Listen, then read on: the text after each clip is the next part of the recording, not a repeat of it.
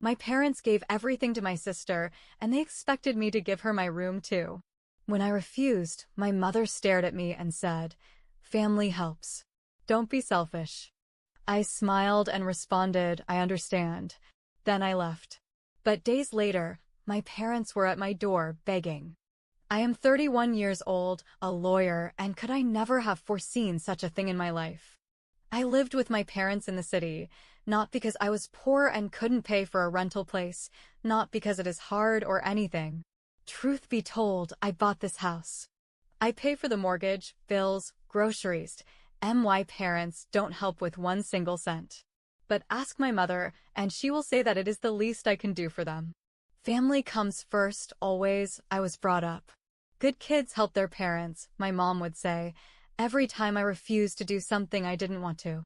Like when I was 12 and made a saving for many months, which I finally used to buy myself a bicycle. Before I could, my mom looked at me in the most unpleasant expression and said, "Your cousin Madison doesn't have one. How do you think she would feel when she sees you with yours?" Later, I gave my money to Madison. That was when I had learned that to avoid guilt, I had to meet expectations. And that's how I came to be here, supporting my parents because it's the right thing to do.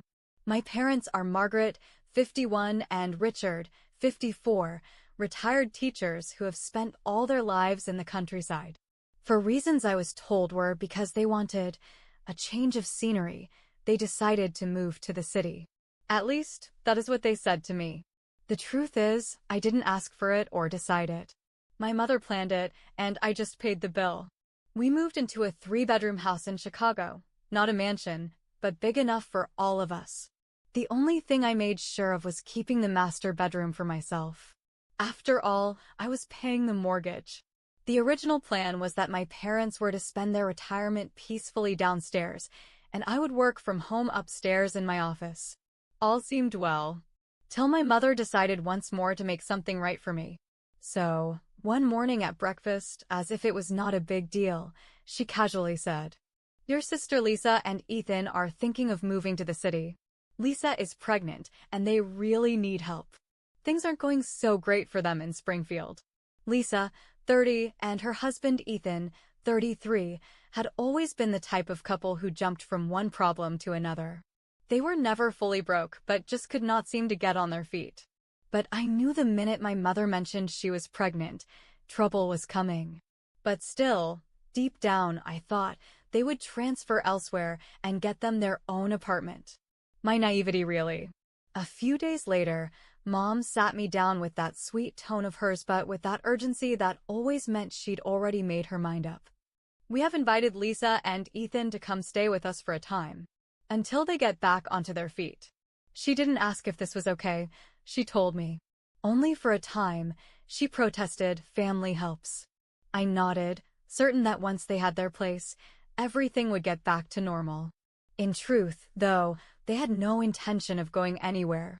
A week later, Lisa and Ethan arrived with suitcases in their hands and the attitude to go with it. They did not act as though they were going to stay over for a while. They acted as if this was the house of the new owners. That was when all hell broke loose.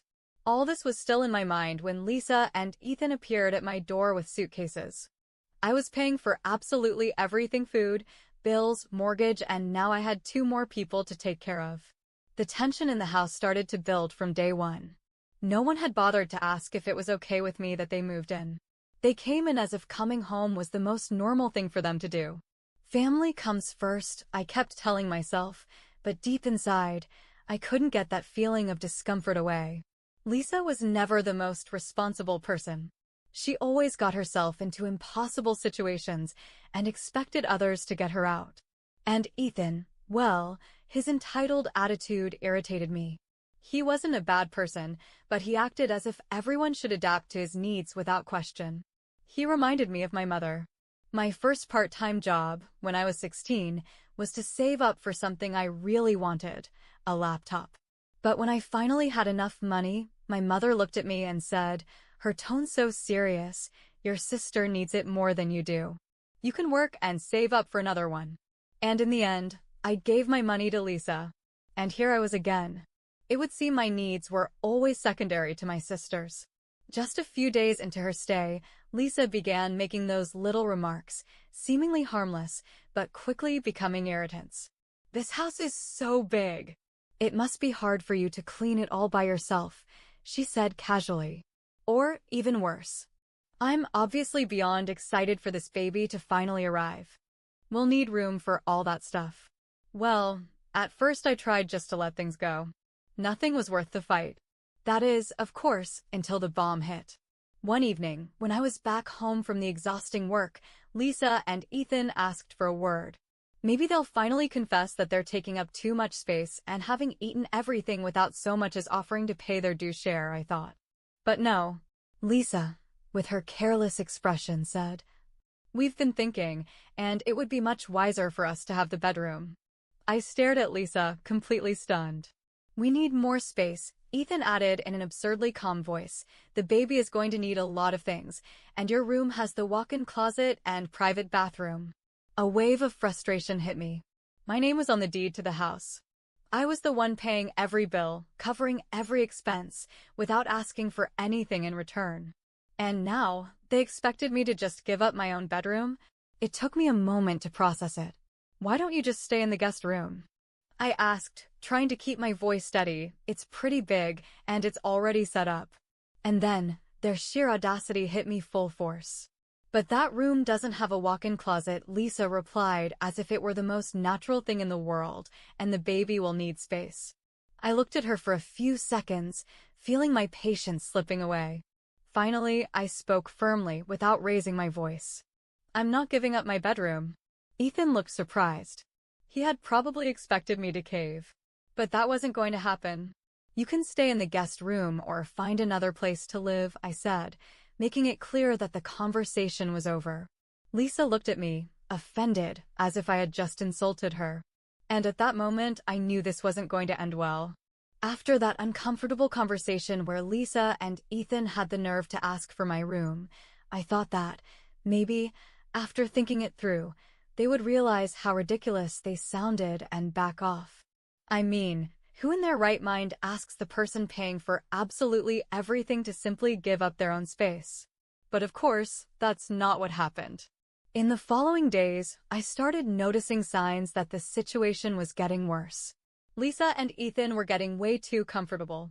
They left their things scattered all over the living room, their shoes piled up near the couch, and Lisa was already talking about where she was going to put all the baby stuff, as if the house belonged to her.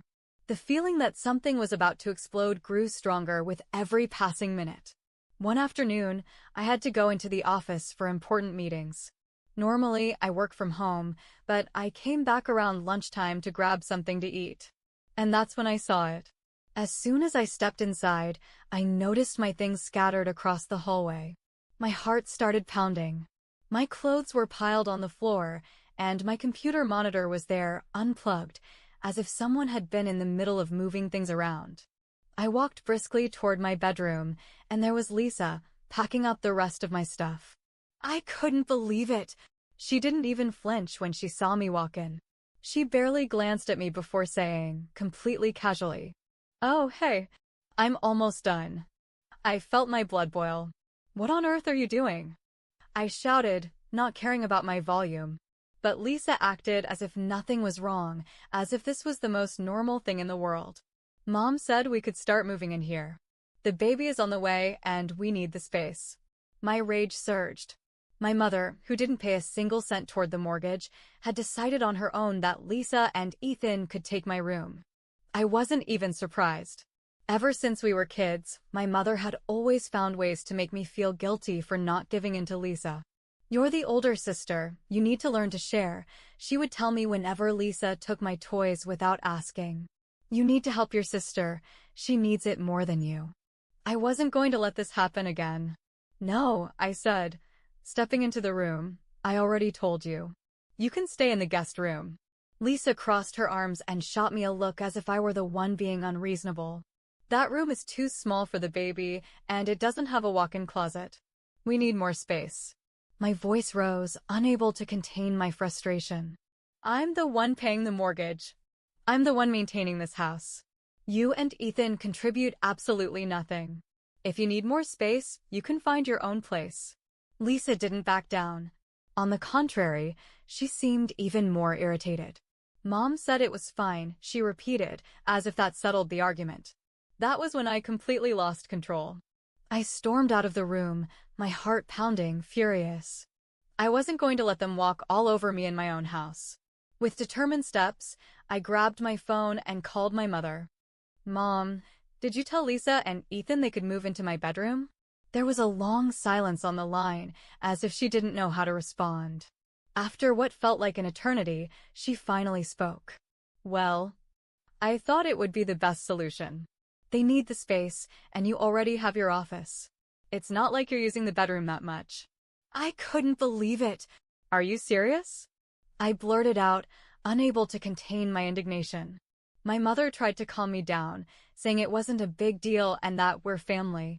But I wasn't going to tolerate it anymore.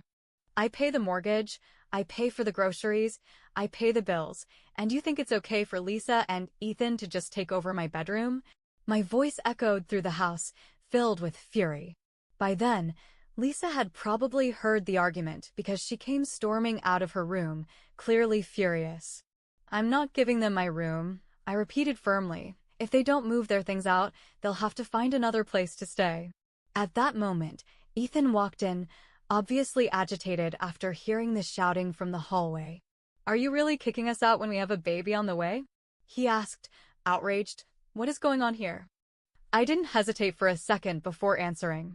What's going on is that your wife thinks she can just take my bedroom without even asking me. And I'm telling you both right now, that's not going to happen. You can stay in the guest room, or you can leave. Ethan didn't take it well. He got defensive and launched into a speech about family and how I should be willing to sacrifice for them. We have a baby on the way, he insisted. Family is supposed to support each other, especially during tough times.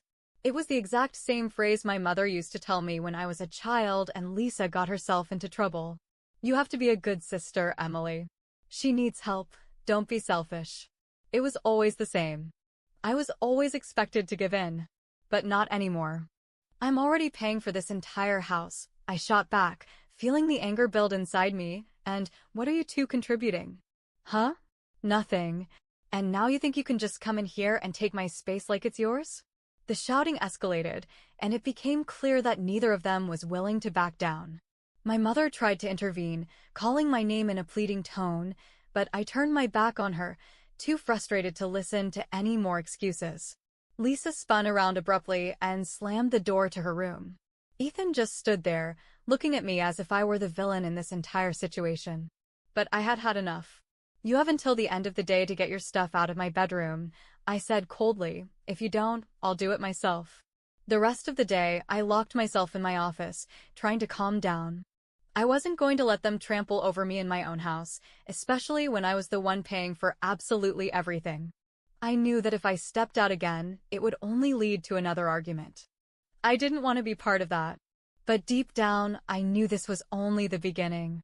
Lisa and Ethan weren't going to give up easily, and I could already feel that my mother was going to get involved again. But I wasn't going to cave. Not this time. The next day, after the blowout with Lisa and Ethan, I hoped that, maybe, they would finally back off. I had made it clear that my bedroom was not up for debate. They could stay in the guest room or find another place to live. It seemed simple enough. But things didn't turn out as I expected. I decided to keep my distance. I wasn't looking for more drama. To be honest, I was still furious about everything that had happened. I spent most of the day working at the office, trying to act as if everything was normal. But the tension in the house was unbearable. By dinner time, I didn't care about the silence. It seemed like everyone was avoiding each other, walking on eggshells around the elephant in the room. I could live with Lisa and Ethan staying in the guest room, if they finally settled in without causing more problems. But then one thing happened that snapped me. I went to the kitchen one evening to prepare my dinner. As was my practice, I had done the groceries. But when I opened the fridge, there was almost nothing inside. The food I bought just 2 days ago, gone. And even the freezer too. And I knew my parents didn't eat so much. So then who else? Lisa and Ethan. I was already irritated, but I let it go. I'll just get some more tomorrow, I thought. They most probably took it all without asking. But it wasn't just the food. My mother came into the kitchen and didn't even glance at me. I sat down at the table to serve myself when I saw her place settings for Ethan, Lisa, my father, and herself. But not for me. First I thought she had forgotten. Then I waited. But no, she had just sat down and started eating like everything was all right. Incredible. I could feel the anger boil in my stomach. Nothing was left to do but to speak. "You didn't serve me a plate," I said, looking into her face. She had looked at me hardly at all, then shrugged. "You don't want to help the family," she responded indifferently, as if it was a sentence about the weather. "So you don't eat with the family." I didn't say anything. "Excuse me?" My voice had already risen even before I knew it. "I pay for all the expenses of this place. Food, the mortgage. Now you exclude me in my home?" My father, as always, had just sighed and continued eating as if nothing was happening at all. Lisa and Ethan had smug smiles on their faces, as if they'd won some kind of power game. As I passed Lisa, she even had the nerve to smirk at me.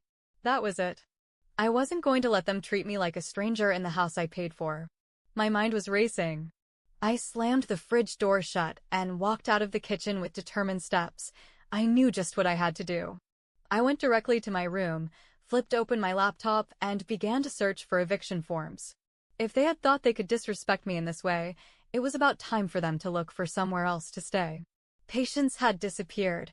I was not running any free hotel for anybody. I prepared the papers within less than an hour's time. 2 copies, one for my parents, and the second for Lisa and Ethan. At this moment, they crossed every boundary that existed.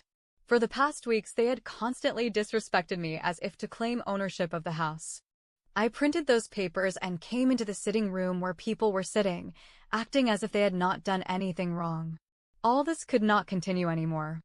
I said nothing as I came in, did not say a thing. All I did was to hand them over the documents. Ethan pale-faced when he saw them. "If you're not out by tomorrow, I'm calling the police," I told him coldly. Ethan didn't expect that one. "You can't be serious," he muttered, still disbelieving it. "Oh, I'm dead serious," I firmly replied to that. He stood up then, his glare fixed on me, but I didn't bat an eyelash. I was done with this.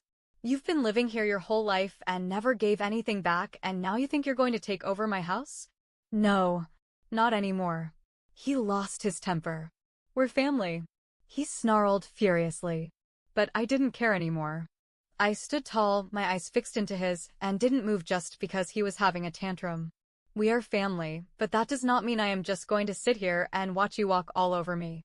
I pay the bills for this house. Not you or Lisa, not Mom or Dad. If you can't respect me, you have no right to stay here." As predicted, Lisa started to cry and tried to play the guilt trip on me. "I'm pregnant, and you're kicking us out. What kind of sister does that?"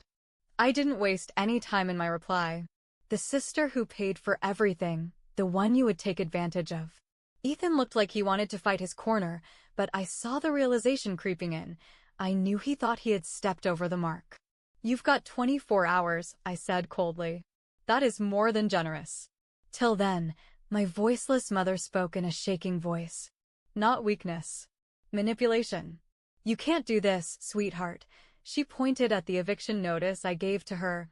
"They're your sister and brother-in-law. We are family."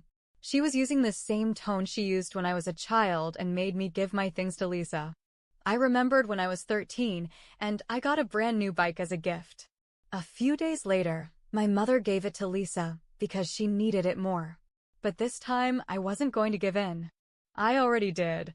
You have 30 days to find another place. If you're not gone, I'll take legal action." Silence, absolute.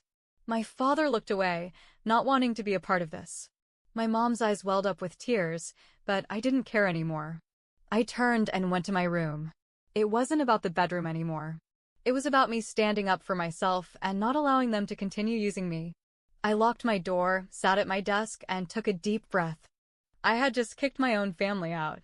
At one time, it would have sounded unimaginable that such a thing could have ever occurred. Now, well, necessary. For the rest of the night, the house was creepily silent. They all knew I was dead serious. No one called me from upstairs, and nobody tried to have a conversation. I drew the line. That night, probably for the first time in several months, I slept really great. The next morning I lay in bed for a few minutes, staring at the ceiling. Today was the day. Lisa and Ethan had 24 hours. For the first time in weeks, I didn't feel angry. It wasn't about emotions anymore. This was about getting it done. As I went out of my room and into the kitchen, I could feel the difference. The tension in me was gone. Only the calm before the storm remained. I made myself breakfast with the little food that was left in the fridge. As I ate, it wasn't possible not to reflect on how fast it had all fallen apart. Not so long ago, everything was just dandy. I worked, paid the mortgage, bought groceries, and life moved forward. Then Lisa and Ethan showed up, and everything went to hell. Several hours later, my father entered the kitchen, poured some coffee, and sat down in silence. At last, he said, "Today Lisa and Ethan are leaving." I nodded, not uttering a word. He added in a low voice then, "They have nowhere to go." I stopped for a second, turned to him. "They'll stay at a motel until they figure things out," he added, as if that was supposed to matter to me. I knew this had to happen. I had been too lenient, and if I didn't set boundaries, they would keep taking advantage of me. They had their chance. If they can't respect me, they don't belong here. My father didn't fight it or try to make me feel guilty. He nodded and took another sip of his coffee. He knew right then I wasn't going to budge. They began packing at noon. I shut myself up in my room so I wouldn't have any more fights. Then, there came a knock on my door. I opened the door and found Ethan at my door, red-faced with anger. "Truth? You're really going to just let this be? Really go about kicking us out?" I folded my arms over my chest and didn't budge. "I gave you 24 hours. You know what you have to do." Ethan shook his head, clenching his jaw. "We're family. You don't do this to family." I took a deep breath and stood firm. Family does not use each other. I have given everything and you have only taken. Instead of being thankful, you tried to throw me out of my own house.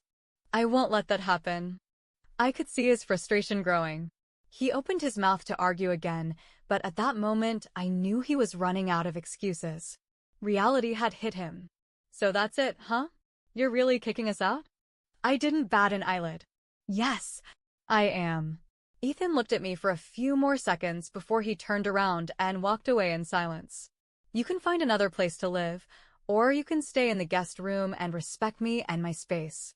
If you can't do that, then yes, you leave." I took a deep breath and shut the door behind me. I knew it was the right decision, but emotionally, it left me drained. By mid-afternoon, Lisa and Ethan were gone. I hadn't expected any heartfelt goodbyes, and there weren't any. The house felt different afterward. Quieter. Less tension in the air. They packed up, loaded the car, and left without saying a single word to me. That day my parents barely spoke. They were both still trying to wrap their minds around it. My mother didn't say a word, but it was clear she was troubled. Perhaps for the first time, she just had come to understand that I wasn't the villain of this story. That night, my mother knocked on my bedroom door. "Lisa and Ethan took things too far," she whispered, stepping inside and taking a seat on the edge of my bed. She looked at the floor for a while, lost in thought. Suddenly, she spoke again, this time with a tinge of guilt in her voice. I never thought it would come to this. I watched her in silence, realizing just how much weight they had placed on my shoulders. "It's not that I didn't want to help," I said, "but you acted like I didn't matter. Like my needs and my space meant nothing." She let out a sigh and nodded her head slowly. We sat in silence for some time, everything hanging in the air. I finally broke the silence. "I don't want you and Dad to leave." She looked ill at ease, but at least now, she seemed to grasp my point of view a bit better. "But if nothing changes, I won't be able to keep on living like this," I added. She nodded again and got up slowly. "We'll fix it," she promised. "Things will be different." I felt this weird mix of relief and exhaustion as she went out of my room. The problem with Lisa and Ethan had been solved, but I knew there was a long way to go with my parents yet. It wouldn't be easy, but at least they were willing to hear me out now. For the first time in weeks, I felt as though I could breathe. The house was quiet. The tight, suffocating tension that had been hanging over us finally was gone. I finally got my space back. It wasn't a perfect solution, but most importantly, I had my self-respect back. Now, when I look at it, sometimes to get what is best for you in life, you gotta make some decisions that don't sit easy with your family. That is called setting boundaries and demanding respect. Not being selfish. Now, as I sat in my room at last in one piece, I couldn't help but feel proud of myself. I didn't know what would happen to my relationship with Lisa, Ethan, or even my parents. But one thing I knew for sure. I would never let anyone take advantage of me again. Family or not. I had stood up for my right to choose. I'd spoken my truth. And I'd taken back my life. My life wasn't perfect, and it had never been easy. But it was mine, and that changed everything. Lying in bed that night, I felt a peace that I had not felt in a very long time. Whatever tomorrow would bring, I was ready to face it with restored strength and a self-respect that no one, not even my family, could take away from me.